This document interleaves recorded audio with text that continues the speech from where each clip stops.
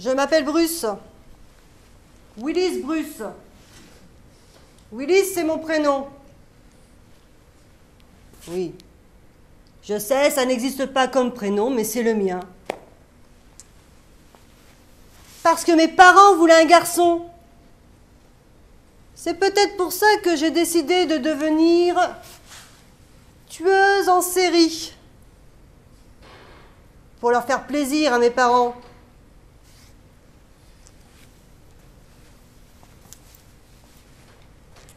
C'est plutôt un métier d'homme, vous avouez, hein? Et si. Même une féministe convaincue ne va pas réclamer l'égalité sur ce coup-là. Hein? Si? Hein? Si. Alors, d'après vous, je me suis orientée vers ce métier pour rien. C'est ça. Non. Non, non, non, je ne vous crois pas. Je suis sûre d'avoir eu raison. Donc, maintenant, je suis une tueuse en série.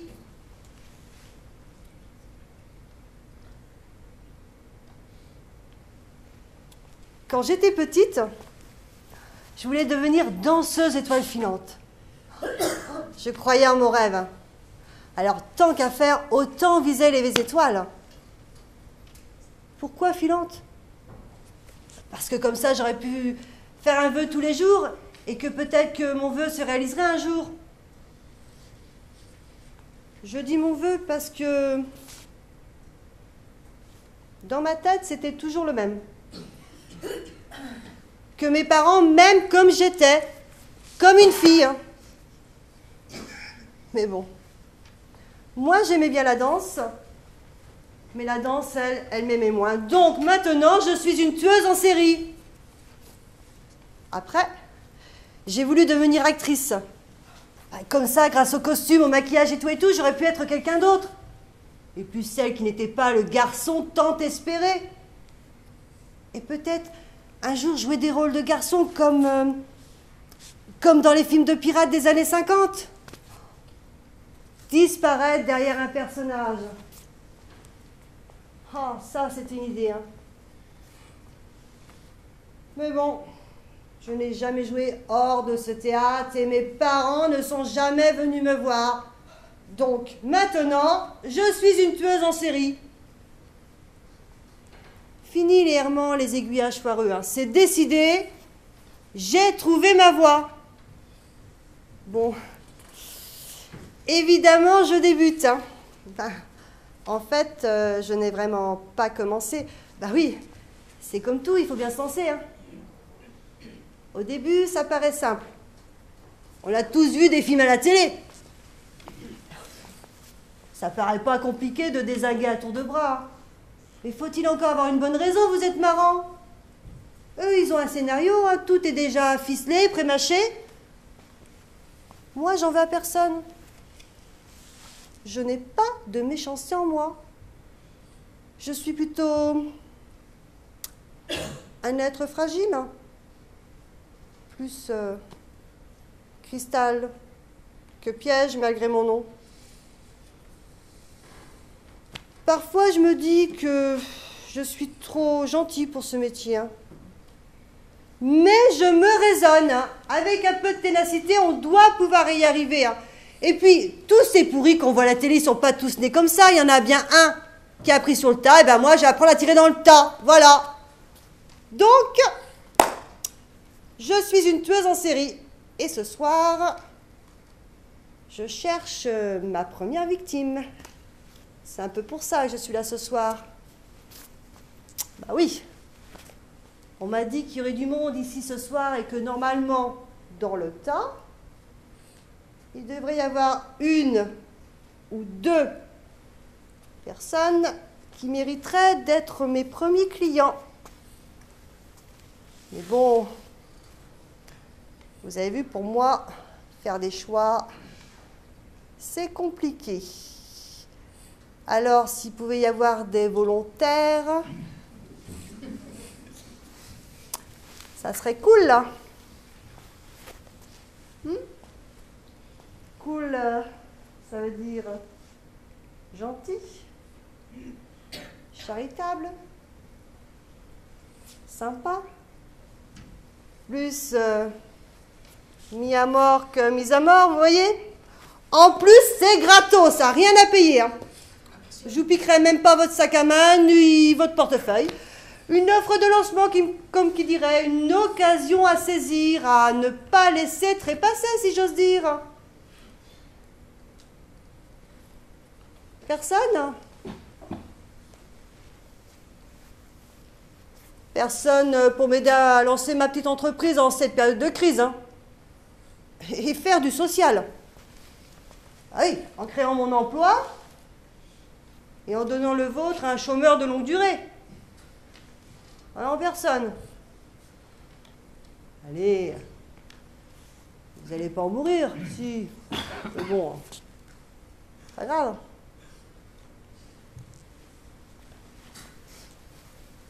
Personne. De toute façon, je le savais. Hein. Il a toujours fallu que je me débrouille toute seule. Hein. Eh bien, j'ai besoin de personne. Je m'en sortirai toute seule. J'ai besoin de personne pour me mettre le pied à l'étrier, pardon. Vous avez entendu lapsus? Et ça y est, hein? Ça vient. Je suis une tueuse en série. Ça y est. Mon esprit commence à se faire à l'idée. Ça y est. Bon, ok. C'est qu'une répétition, qu'une ébauche. On n'est même pas à la générale ni même à la costumière. Mais dans mon esprit, ça commence à prendre forme. Hein. Et le premier filage de ma mise en pièce est pour bientôt. Rassurez-vous, ce soir, je vais faire que du repérage. Regardez vos habitudes, votre manière de profiter du spectacle. À quelle blague vous riez? Et surtout, celle qui vous émeut.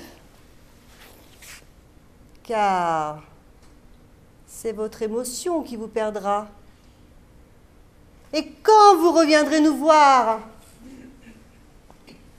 je saurai exactement quand votre émotion vous rendra vulnérable. Quand le monde extérieur n'existera plus. Et c'est à ce moment-là que je frapperai. En fait, je vous ferai passer l'alarme à gauche. Rassurez-vous, ce n'est pas pour ce soir. Passez une bonne soirée et à très bientôt.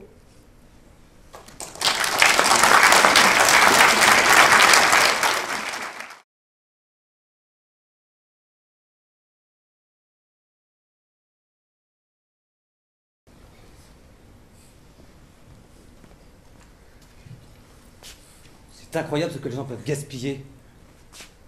Il n'y a personne et c'est allumé comme pour un spectacle. Bonjour les économies.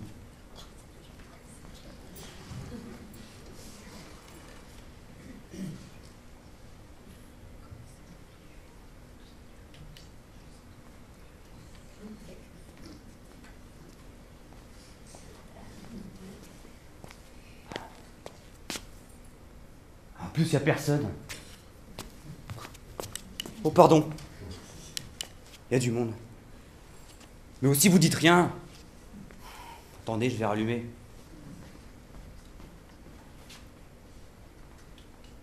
C'est incroyable. Penses-tu qu'ils diraient quelque chose? Non, ils sont là à attendre. Comme si c'était un spectacle. Non, je vous jure.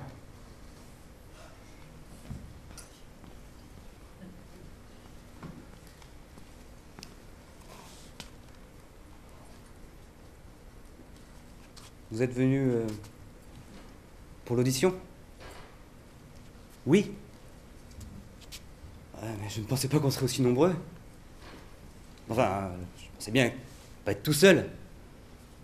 Et de là à penser qu'il y aurait autant de monde. Vous connaissez le sélectionneur? Pardon? On ne dit pas sélectionneur? Je savais pas. Et on dit comment alors?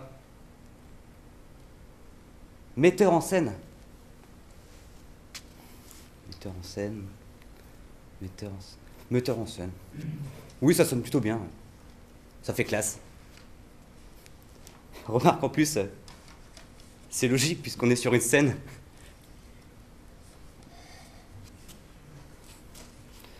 Et vous avez préparé quelque chose? Parce que moi, j'ai rien prévu. Hein. Ah non, parce qu'en fait, je viens à la place de ma femme. Bah oui, vu le titre de l'audition, une femme peut en cacher une autre. C'est bien évident que normalement, j'ai rien à faire ici. En plus, j'y connais absolument rien en théâtre. Quand ma femme m'a parlé d'une audition qu'elle devait passer, j'ai cru qu'elle avait un rendez-vous chez l'ORL. Je lui ai dit, si t'as mal aux oreilles, quand même pas y aller à ta place. Moi, c'est moqué de moi. Mais ça, j'ai l'habitude. Donc, comme je vous dis, j'y connais rien. La seule pièce de théâtre que j'ai vue, c'était à la télé. Pour vous dire. Moi, je suis pas idiot non plus, hein. J'ai quand même entendu parler de Molière et les autres. Mais j'ai rien vu d'eux. Mon truc à moi, c'est plutôt le sport. En fait, je suis pas un intellectuel. Hein. Vous serez d'accord avec moi pour reconnaître quand même que le théâtre, c'est plus intellectuel que le foot.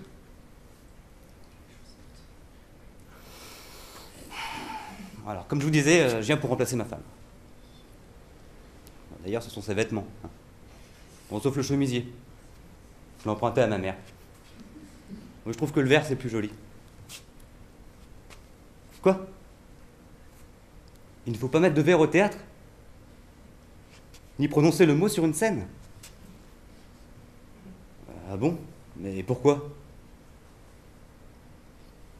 Ça porte malheur. À cause de Molière.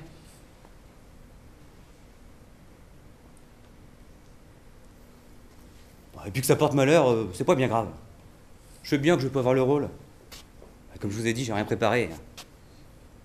Enfin, j'ai bien appris le texte que ma femme m'avait donné. Hein. Mais autant à la maison, je le connaissais par cœur. Si, je me souviens de rien. C'est normal. C'est pour tout le monde pareil.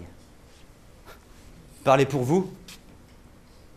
Vous avez l'habitude de ce genre de truc. Ces auditions, comme vous dites. Pardon? Pourquoi je viens à la place de ma femme? Eh bien ça, c'est une longue histoire. Je ne sais pas si j'ai le temps de vous la raconter avant que ça commence. Si? Vous croyez? Bon, en même temps, ça va me détendre pour l'audition, comme vous dites. Bon, j'y vais. Je vous raconte. L'autre soir, je venais de finir la vaisselle, et comme d'habitude, je m'apprêtais à descendre les poubelles.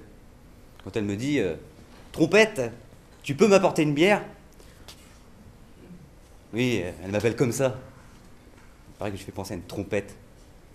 Je ne suis qu'un instrument avant. Je fais que de l'air. Bon, bref, je sors une bière de frigo, je descends les poubelles, je remonte et je lui apporte sa bière. Et là, elle me dit tu crois quand même pas, trompette, qu'elle va s'ouvrir toute seule? Je prends sur moi et je lui ouvre sa bière. Là, elle en boit une gorgée, me la recrache à la figure et me hurle dessus. Non, mais c'est pas vrai! J'ai dit combien de fois de pas sortir les bières trop tôt? T'es bouché ou quoi, trompette? Vraiment, chercher une autre. Et celle-là, t'oublies pas de l'ouvrir. Bon, alors, je prends sur moi, hein, je ne dis rien. Je retourne en cuisine je m'exécute et je lui apporte sa bière. Je monte à l'étage et je la laisse devant sa télé. Voilà, il me restait du repassage à faire d'une lessive de la veille. J'allume ma radio, poursuivre tranquillement le championnat de foot, et je mets tout doucement pour ne pas déranger.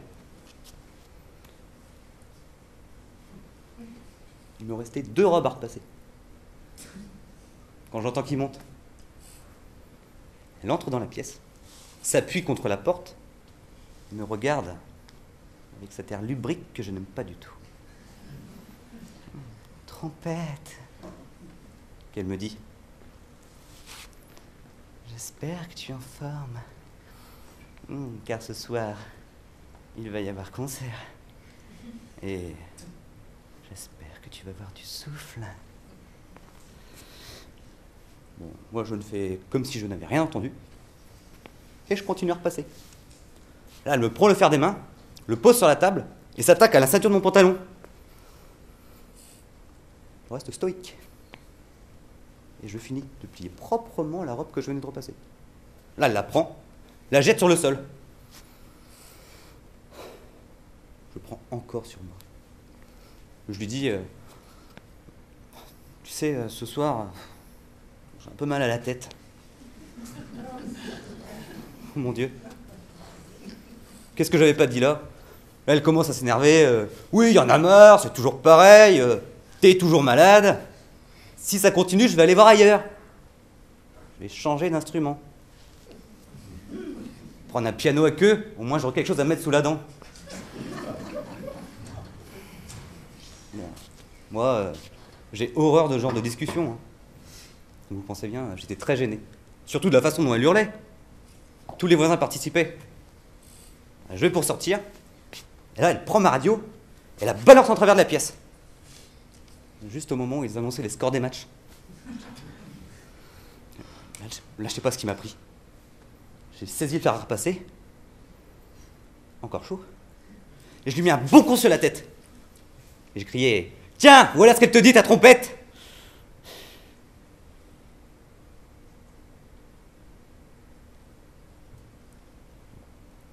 Après, j'ai appelé les pompiers. J'ai eu du mal à leur expliquer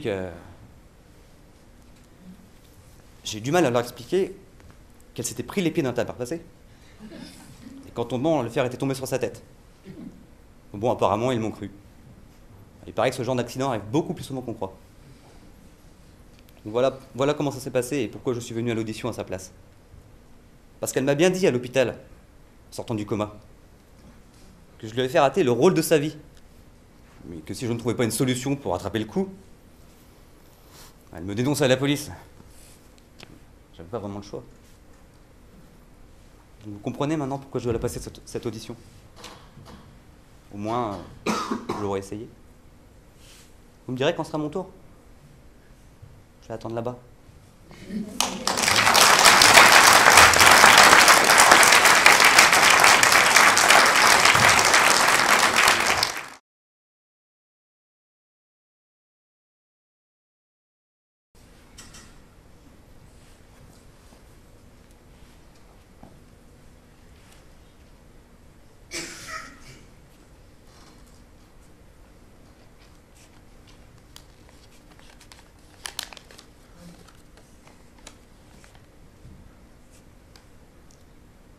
La vie est une scène de théâtre où nous jouons tous notre rôle avant de quitter la scène.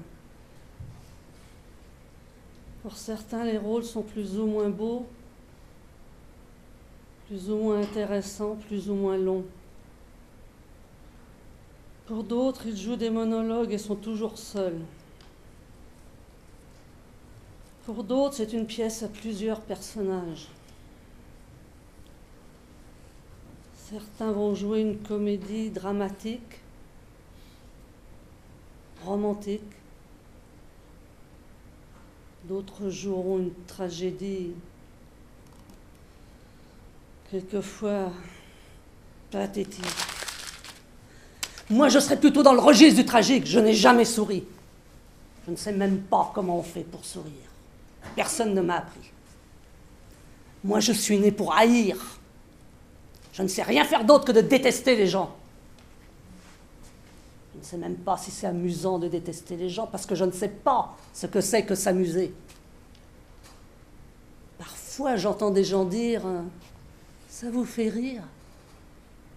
Mais c'est quoi rire?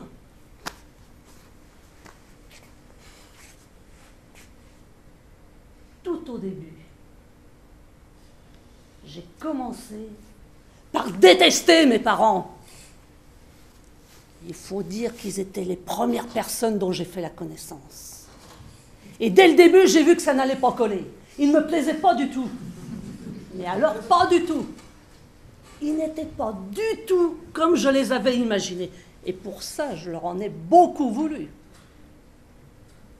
Mettez-vous à ma place. Vous êtes là, tranquille dans votre bulle. Et comme n'importe quel être humain, vous vous imaginez des parents grands, beaux et intelligents. Et pas ces deux êtres rachitiques qui prétendaient que je sois leur enfant. Et en plus, ils m'aimaient. Vous vous rendez compte? Ils m'aimaient. Et moi, plus ils m'aimaient, plus je les détestais. Je les ai fait souffrir, vous ne pouvez même pas vous imaginer. À chaque caresse, je répondais par des cris, des pleurs, des coups, des morsures. Ils n'ont jamais pu faire une nuit complète. Toutes les nuits, je me forçais à me réveiller, juste pour qu'eux aussi se réveillent. Et même ça, ils me le pardonnaient.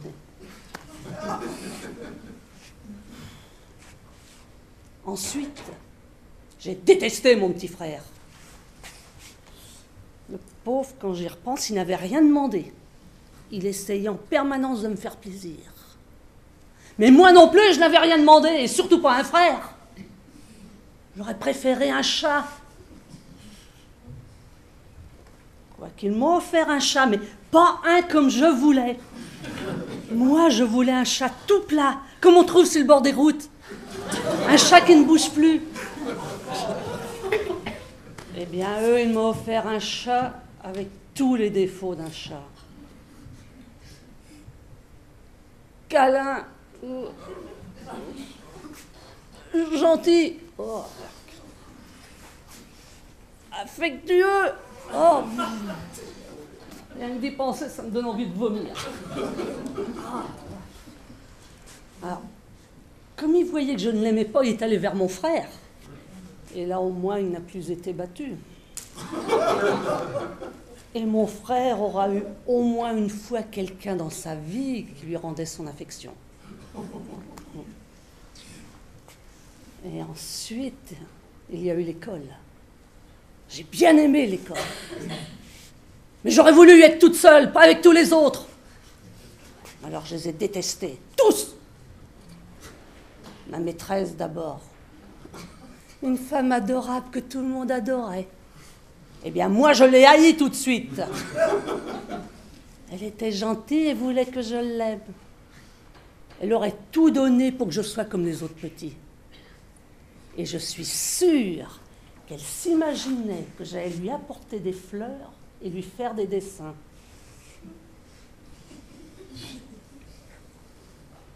Eh bien, je l'ai fait. Mais pas comme dans ses rêves. Ah non.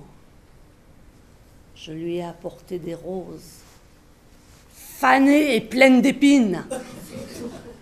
Et les seuls dessins qu'elle a eus de moi la représentaient elle, mais pendue ou brûlée vive dans la cour de récréation. Et c'est à cette époque que j'ai rencontré le psychologue. Je dois certainement cette rencontre à ma maîtresse. Elle n'avait pas aimé mes cadeaux. Le psychologue a beaucoup compté dans ma vie.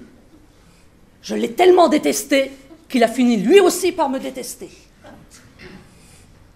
Chaque séance passée avec lui était un vrai plaisir. Il me battait. Pour Avant même que je commence à parler, il me frappait et se défoulait sur moi. Je ne disais rien, j'étais trop contente.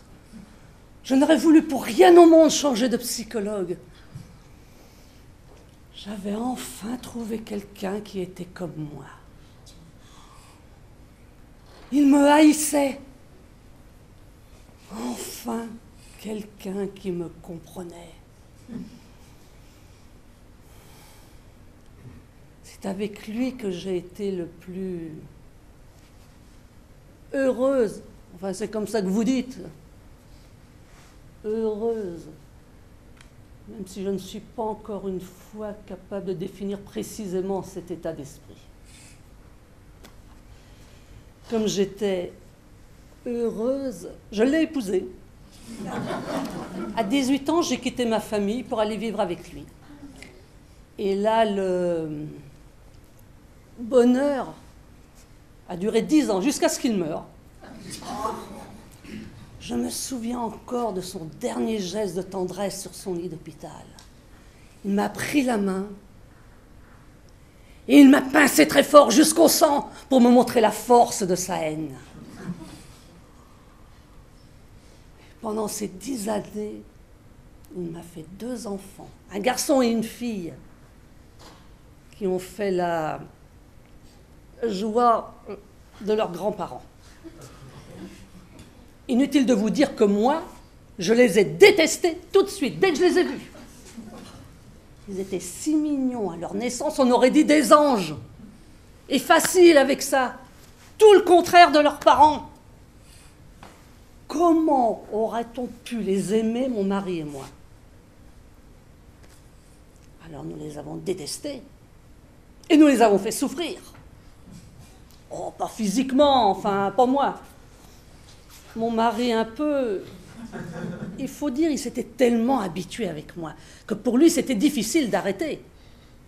Non, pas physiquement, mais surtout moralement. Remarquez, avec un père psychologue, il était entraîné.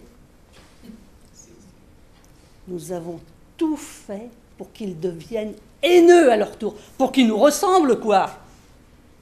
Nous ne les avons jamais embrassés, par exemple, ni encouragés dans leurs études ou leurs loisirs. Et les cadeaux qu'ils nous faisaient pour la fête des pères ou des mères, direct poubelle. Ils mangeaient toujours tous seuls, avant nous ou après, même tout petits. Et quand nous partions en vacances, nous partions sans eux. Nous les laissions tout seuls. Ah non. Surtout pas chez les grands-parents. Ils auraient gâché tout le travail accompli. Alors voilà, maintenant je peux le dire. J'ai réussi. Je suis seule. Mes enfants ne me parlent plus. Ils ne viennent jamais me voir. Je ne connais pas mes petits-enfants. Ils m'ont mis dans cet asile pour vieux. Ils me détestent. Si vous saviez comme je suis heureuse.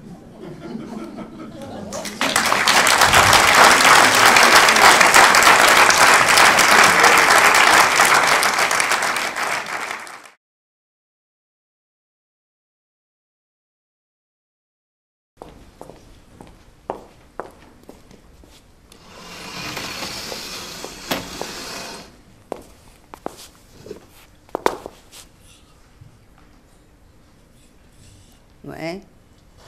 Eh bien, qu'est-ce qu'il y a? Ouais, je suis toute seule. J'accompagne personne. Pour l'audition, bien entendu. Je suis heureuse, ça vous fait sourire. Bon, je peux y aller? Je commence. J'y vais.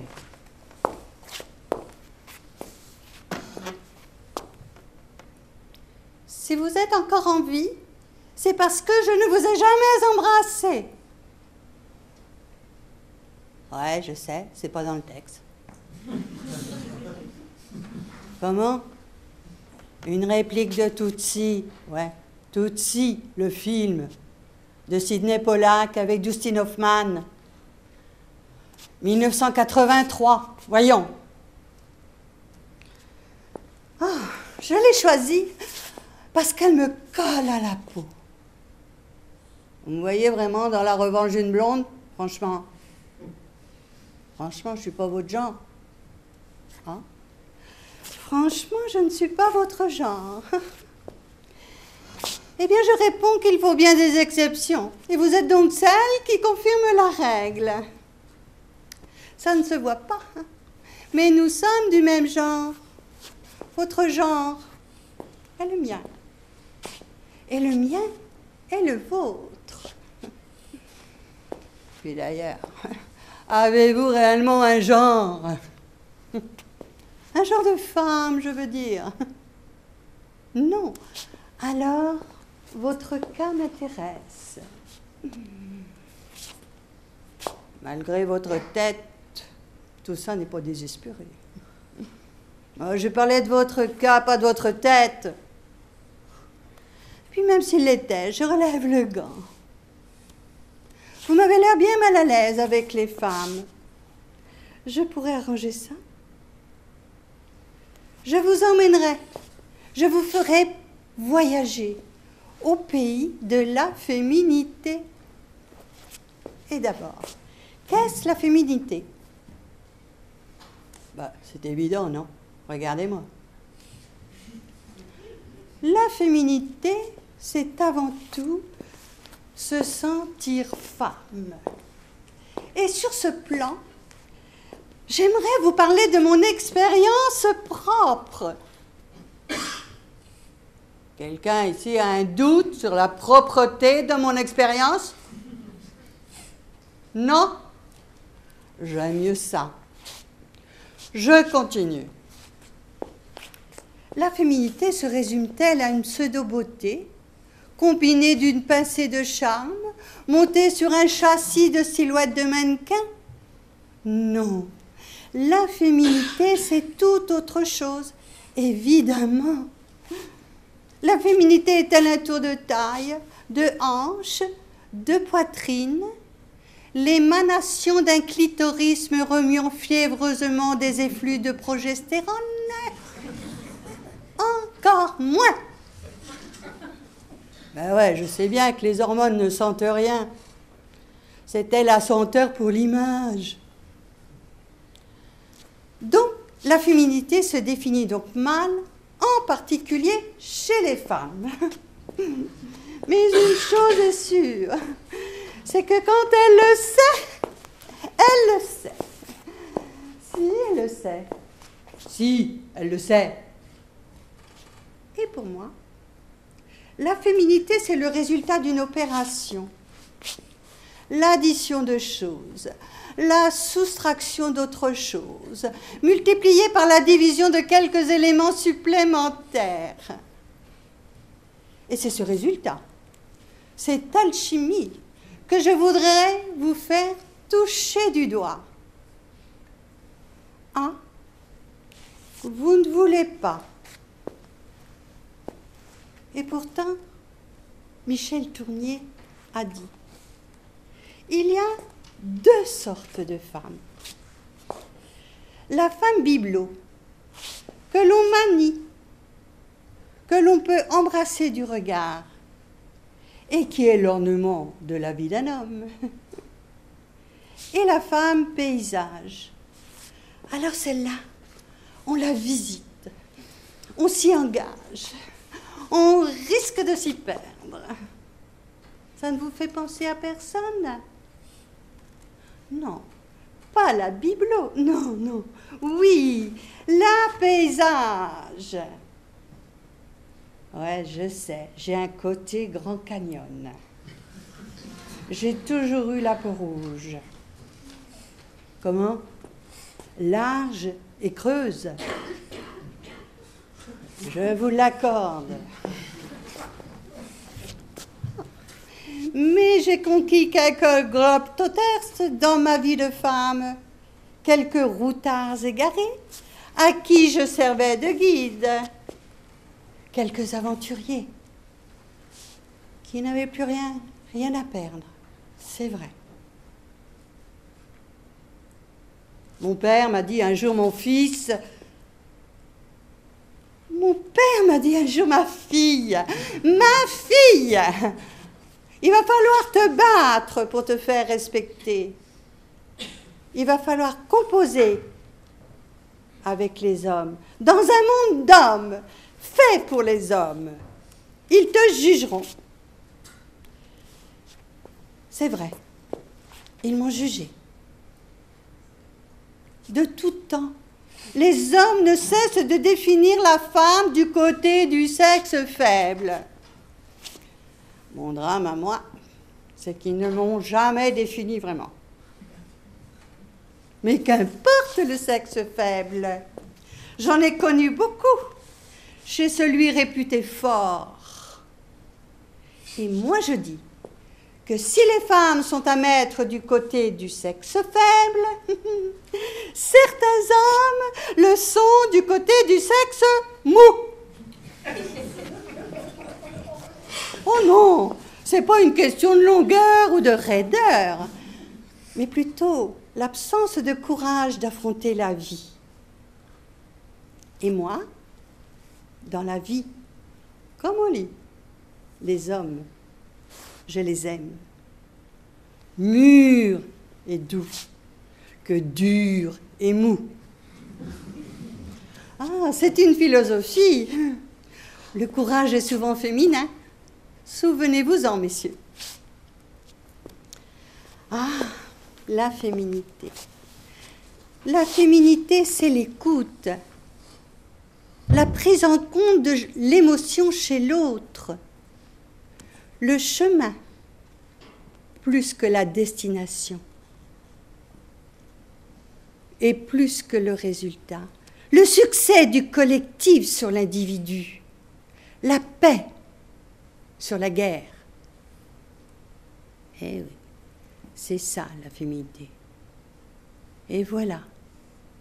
Alors si vous laissiez tomber vos classiques, si demain vous acceptiez de changer vos lunettes et vous laisser emporter par des attitudes plutôt que par un grain de peau, par un sourire plutôt qu'une plastique, par un regard plutôt que des talons aiguilles, par la chaleur d'une voix plutôt que des lèvres pulpeuses. Ben essayez. Qu'avez-vous à perdre? Votre virilité ne sera qu'augmentée. Si l'homme est prose, la femme est poésie. Alors dans ce cas, j'aimerais que vous m'offriez un verre. Vous ne bougez toujours pas. Ah, des Yankees machos qui n'ont que 200 ans d'histoire. On fait Tutsi et Victoria. C'était les années 80. Me feriez-vous croire que la France d'aujourd'hui a l'esprit moins ouvert que cette Amérique-là? Ah oui, j'oubliais. La France, c'est le pays des droits de l'homme. Alors, comment? Quoi? Si je sais faire la cuisine. Pourquoi la cuisine? Parce que vous, peut-être, pour un rôle de théâtre, le rôle de Madame Doubtfire. Oh, je signe.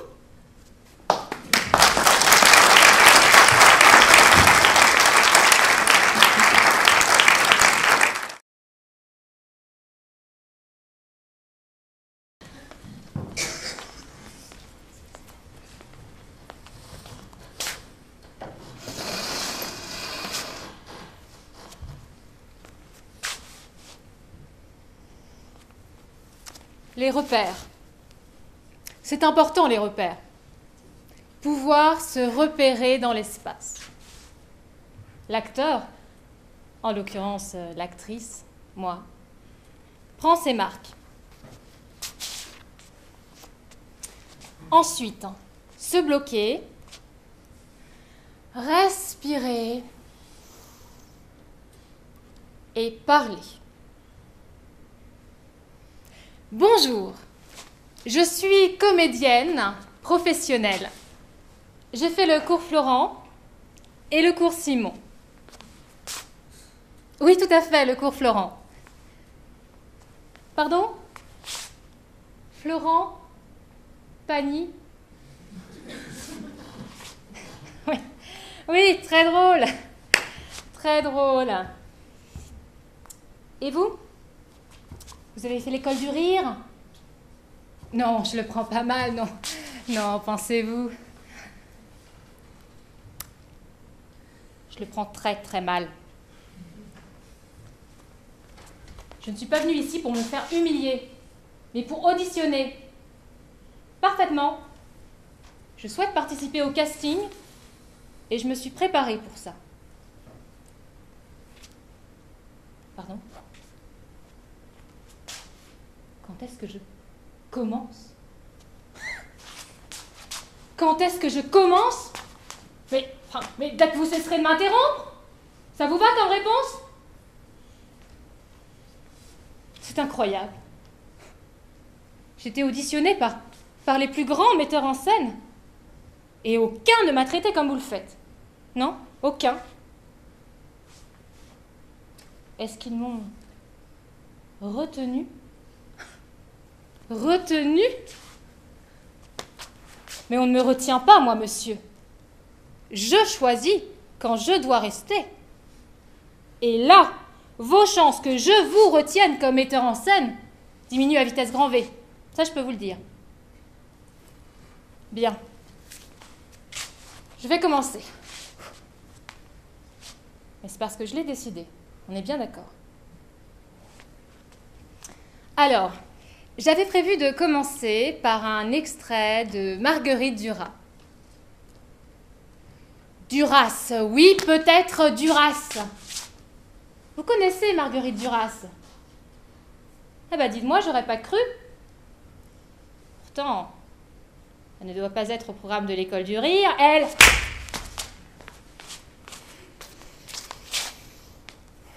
Bien. Donc, comme je vous le disais, j'avais prévu de vous présenter un extrait de L'Amant. Oui, et puis je me suis dit, trop intellectuel. Ils ne vont pas accrocher. Ça va leur passer au-dessus. Ils n'ont pas le niveau. Ce ne sont que des hommes. Pire, ils vont penser que je cherche à les aguicher, à les amener vers des pensées orientées sexe. Oh, mais si, vous êtes tellement prévisible. Vous allez vous dire, ça c'est une salope. Elle nous chauffe grave pour avoir le rôle. Parce que dès que vous entendez le mot amant, vous imaginez immédiatement une scène de sexe. Ah, je me trompe peut-être. Y a-t-il ici un seul homme, un seul qui puisse prétendre le contraire? Pour le mâle, amant égale sexe égale cul. Voilà, c'est aussi basique que ça. Alors que, pour nous, amant égale amour, égale beauté.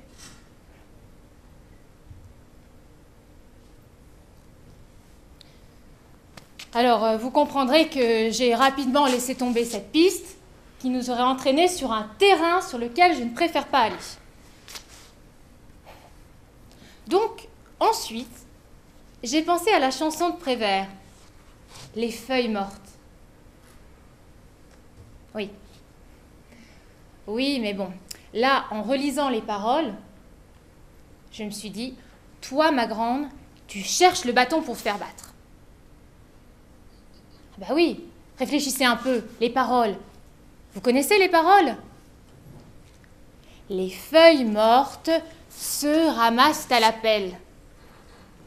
Donc, vous allez forcément vous dire, il n'y a pas que les feuilles qui se ramassent. Hein. Toi aussi, pauvre cloche. Voilà ce que vous allez vous dire. Et c'est bien pour ça que je ne veux pas vous faire cette joie et que je n'ai pas choisi cette chanson. Ah! Vous ne vous y attendiez pas, hein? Eh, mais c'est comme aux échecs. Il faut toujours avoir au minimum un coup d'avance sur l'adversaire. Ouais. Donc, finalement, j'ai choisi de vous interpréter un de mes textes. Oui, car j'écris aussi, c'est un autre de mes nombreux talents. Non, je n'ai pas été publiée, ni jouée non plus. Oh, mais rien d'anormal à cela. Non, c'est parce que j'écris pour moi. Comment vous expliquer? Mes textes sont tellement spirituels, tellement profonds. En un mot, tellement intelligents qu'il n'y a que moi qui puisse me les interpréter. Donc, je me les écris et je me les joue.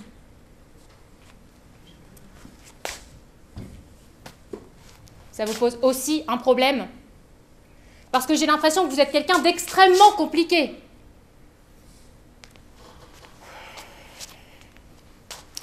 Donc, exceptionnellement, ce soir, je vais vous interpréter un de mes textes. Au passage, vous voyez que je vous accorde un certain crédit, une certaine légitimité malgré vos remarques déplacées. Ah mais si, déplacées.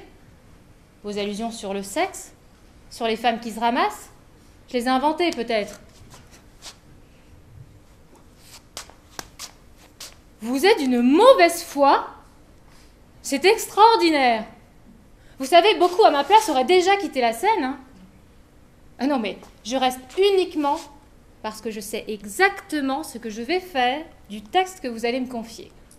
Oui, et puis dans un an, à la cérémonie des Molières, je tiens à vous préciser que je ne serai pas ingrate et que je vous citerai. Si, j'y tiens. En fait, j'ai déjà préparé mon discours. Oh, ce sera simple, hein. Je vais pas faire comme toutes ces bécasses qui pleurnichent et remercient leurs parents, hein. Non. Non, moi je dirais...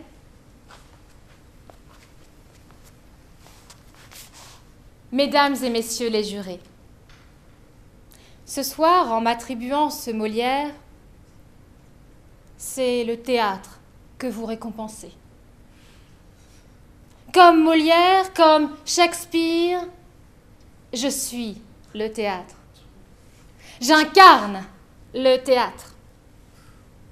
Je pense bien sûr aujourd'hui au metteur en scène qui a eu le privilège de m'avoir dans sa pièce. Et c'est d'ailleurs en pensant à lui que je citerai la célèbre phrase de J.P. Le Guénic que nous connaissons tous.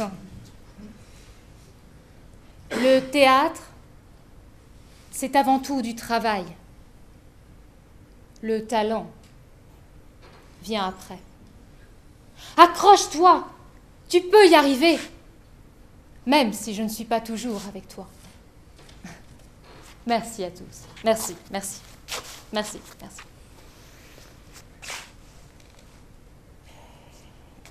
Bien, je vais commencer. Allons-y. Mon texte s'appelle « Allons-y », donc j'y vais.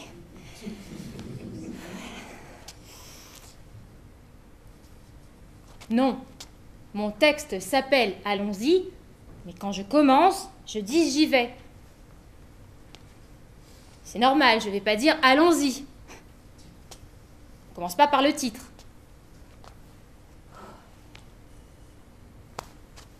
Non mais ce n'est pas une récitation.